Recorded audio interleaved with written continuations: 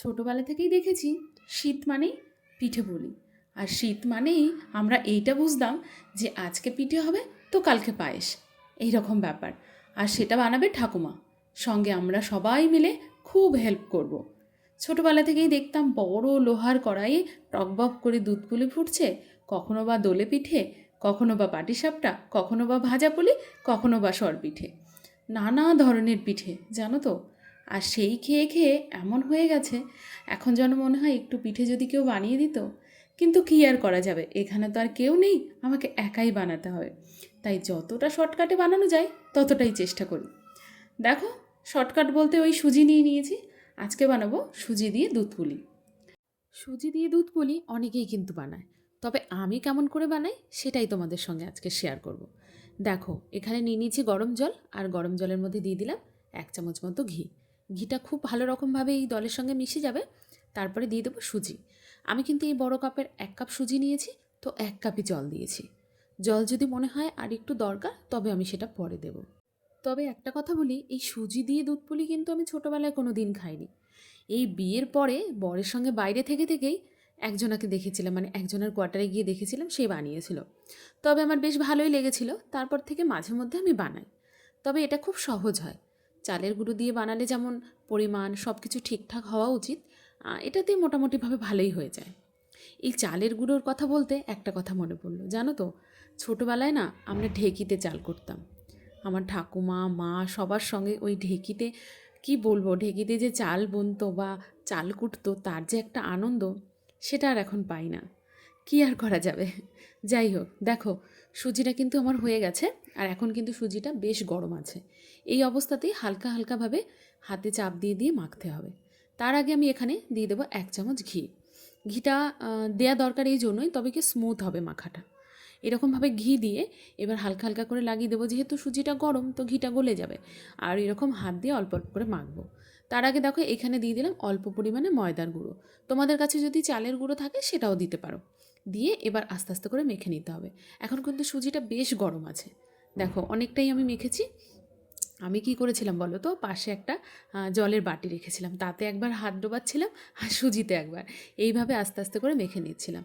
আর খুব সুন্দর করে মাখতে হবে যাতে মাখাটা একদম স্মুথ হয়।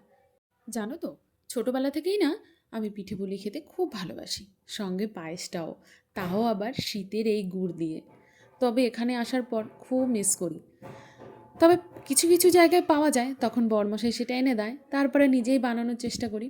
তবে নিজে বানানোর পরে খাওয়ার ইচ্ছেটা হয়তো অতটা থাকে না। এই দেখো, মাখাটা আমার হয়ে গেছে। আর দেখতেই পাচ্ছ, পুরো একদম স্মুথ মাখা হয়েছে। এবার এখান থেকে এরকম ছোট ছোট করে লেচি কেটে নিতে হবে। তোমাদের কয়েকটা বানিয়ে আমি দেখাচ্ছি।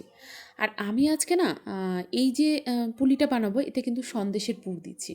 যেহেতু এখানে কলকাতার মতো সন্দেশ পাওয়া যায় না, তবে এখানে সন্দেশ ওই কালাকাদের মতো মিষ্টি পাওয়া যায়। আমি ওটাই কিনে এনেছিলাম, ওটা এনে এরকম ভেঙে নিয়েছি। এবার ওটাই এর ভেতরে দেব। তবে অনেকেই বলবে হয়তো নারকেলের পুর দিয়ে বেশি ভালো লাগে, অনেকেই পছন্দ করো।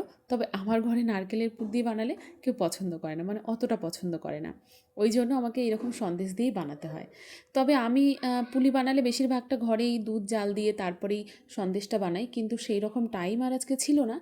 ওই জন্য বাইরে থেকে কিনে এনেছিলাম। এই দেখো, হয়ে গেছে।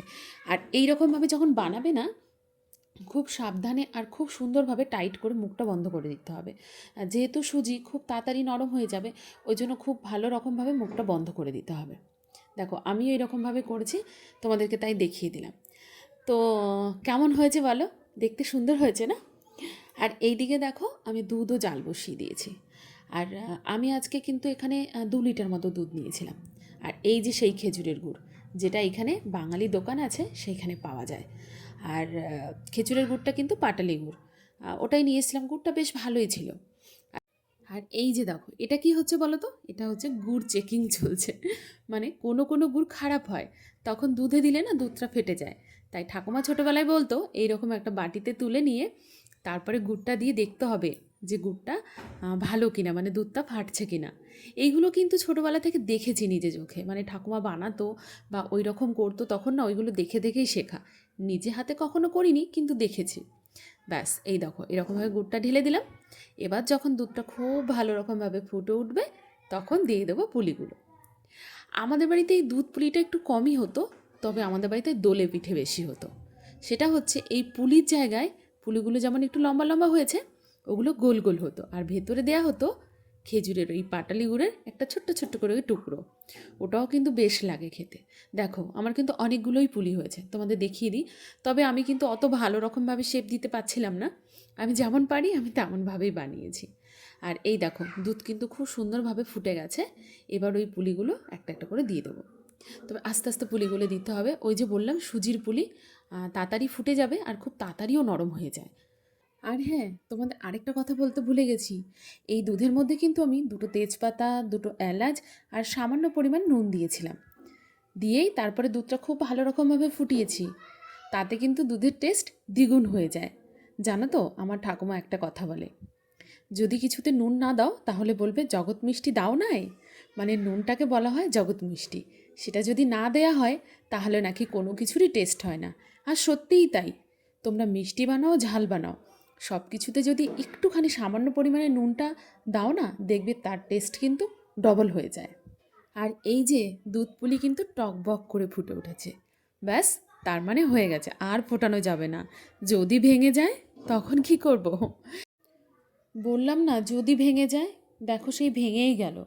মানে ওই হাতা দিয়ে ওঠানোর সময় দেখছি এত নরম হয়ে গেছে, হাতা দিয়ে আর উঠছেই না।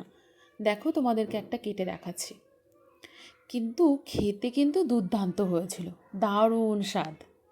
যাই হোক, তোমাদের এই সুজির দুধ পুলি যদি ভালো লেগে থাকে অবশ্যই বাড়িতে বানিয়ে খেও।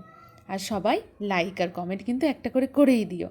চলো তাহলে আবার দেখা হবে পরের ভিডিওর সঙ্গে।